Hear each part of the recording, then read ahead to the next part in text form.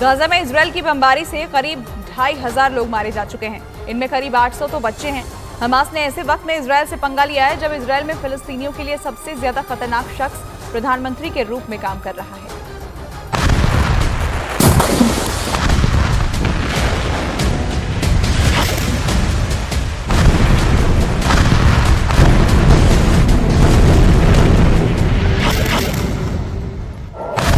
Gaza का जमीनी महायुद्ध छेड़ने वाला है।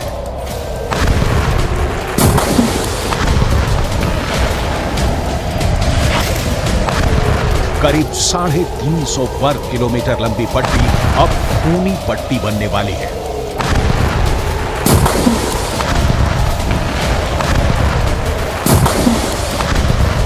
और इसीलिए इजरायल के प्रधानमंत्री बुलेट प्रूफ कवच पहनकर खुद आर्मी के कैंप में पहुंच गए।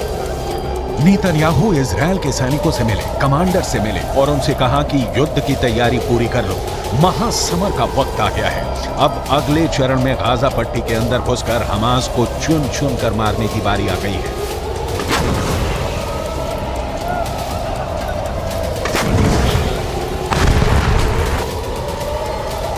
हमास ने ऐसे वक्त में इजरायल से पंगा लिया है जब इजरायल में फिलिस्तीनियों के लिए सबसे ज्यादा खतरनाक शख्स प्रधानमंत्री के रूप में काम कर रहा है।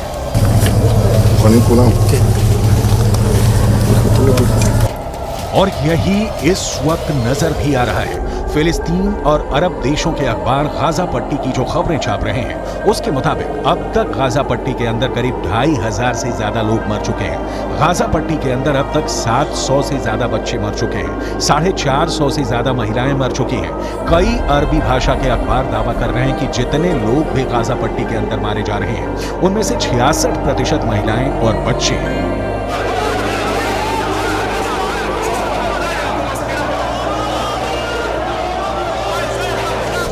गाजा पट्टी के हालात इस वक्त ये हैं कि गाजा पट्टी के अंदर 35,000 फिलिस्तीनी सिर्फ एक अस्पताल अल शफा में शरण दिए हुए हैं और उन्हें उम्मीद है कि इजरायल यहां पर एयर बॉम्बिंग नहीं करेगा क्योंकि ये एक अस्पताल है। लेकिन अगर यहां भी हमास ने अपना अड्डा बना लिया तो फिर क्या होगा, ये इजरायल ही तय करेगा।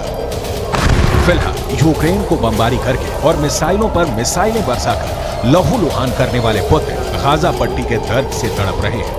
7 अक्टूबर को जब इजरायल पर हमास ने आतंकवादी हमला किया था, करीब 48 घंटे तक पुतिन चुप्पी साधे रहे। उनका कोई बयान सामने नहीं आया। लेकिन हमले के 2 दिन बाद पुतिन ने बेहद रणनीतिक हमला करते हुए अमेरिका पर यह निशाना साधा कि अमेरिका की मिडिल ईस्ट पॉलिसी फेल हो गई है। К сожалению, мы видим резкое обострение ситуации на Ближнем Востоке.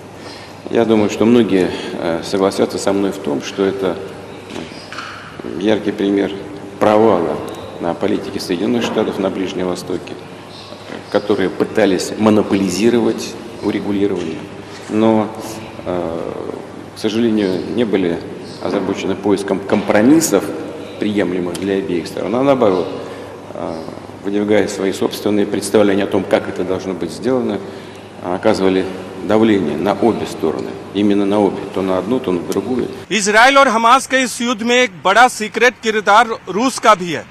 इजराइल और हमास के इस युद्ध से रूस को फायदा ही हुआ है। एक तरफ सऊदी अरब और इजराइल के बीच समझौता खटाई में पड़ गया है तो दूसरी तरफ अरब के इस्लामिक देशों में अमेरिका के खिलाफ नफरत भड़क उठी है।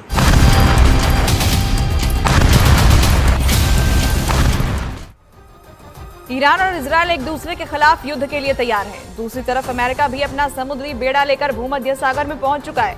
तो व्लादिमीर पुतिन क्या कर रहे हैं या फिर चीन ने कौन सा कदम उठाया है जो इजरायल को पीछे हटने पर मजबूर कर सकता है? लेबनान में हजारों लोग सड़कों पर उतरकर इजरायल के खिलाफ नारे लगा रहे हैं। जॉर्डन में 70,000 लोग अमान में उस वक्त सड़कों पर उतर आए जब अमेरिका के विदेश मंत्री एंटनी ब्लिंकन जॉर्डन में ही मौजूद थे। इसी तरह तुर्की में भी जमकर विरोध प्रदर्शन हुए हैं। इजिप्ट में भी यह आग सुलगी हुई है और इसीलिए अमेरिका के विदेश मंत्री को मेहनत करनी पड़ रही है। मिडिल ईस्ट में भागा दौड़ी करनी पड़ रही है।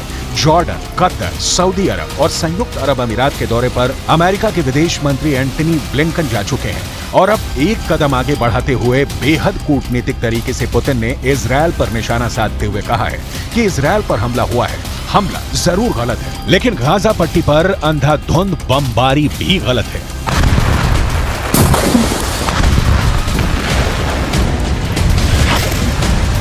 столкнулся, конечно, с такой беспрецедентной атакой, которой в истории не было. И не только по масштабам, но и по характеру исполнения, по жестокости. Ну, что там говорить, надо вещи называть своими именами. Израиль отвечает масштабно и тоже достаточно жестокий. В любом случае, что бы там ни происходило, я знаю и вашу позицию, уважаемый господин премьер-министр, и наша позиция заключается в том, что ущерб гражданскому населению должен быть минимизирован и сведен к нулю. Причем мы призываем к этому все конфликтующие стороны.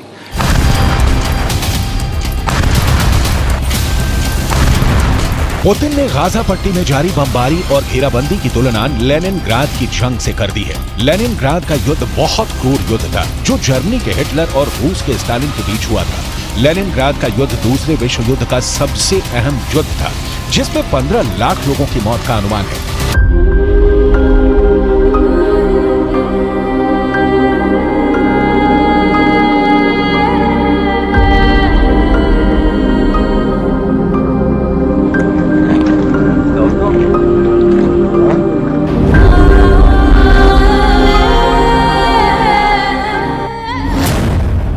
लेनिनग्राद का युद्ध इतना भयानक था कि जब ये युद्ध शुरू हुआ था तब लेनिनग्राद की आबादी 35 लाख थी और युद्ध के बाद यहाँ सिर्फ 7 लाख लोग ही जिंदा बचे। बहुत सारे लोग पलायन भी कर गए थे। फिर भी ये अनुमान है कि इस जंग में दोनों तरफ के सैनिक और नागरिकों को मिलाकर 15 लाख लोगों की मौत हुई थी।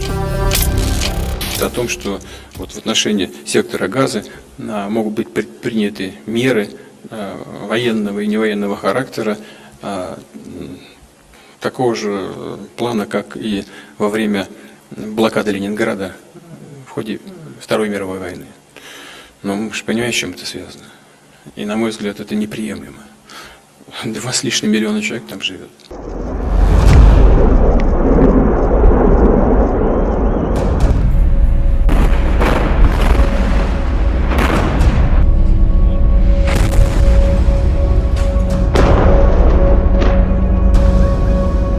कुल मिलाकर पुतिन का इशारा यह है कि अगर गाजा पट्टी का युद्ध नहीं रुका तो इसमें लाखों मौतें हो सकती हैं। यही वजह है कि पुतिन ने इजरायल के प्रधानमंत्री बेंजामिन नेतन्याहू को चेतावनी दी है कि गाजा में नागरिकों को कम से कम नुकसान पहुंचाया जाए।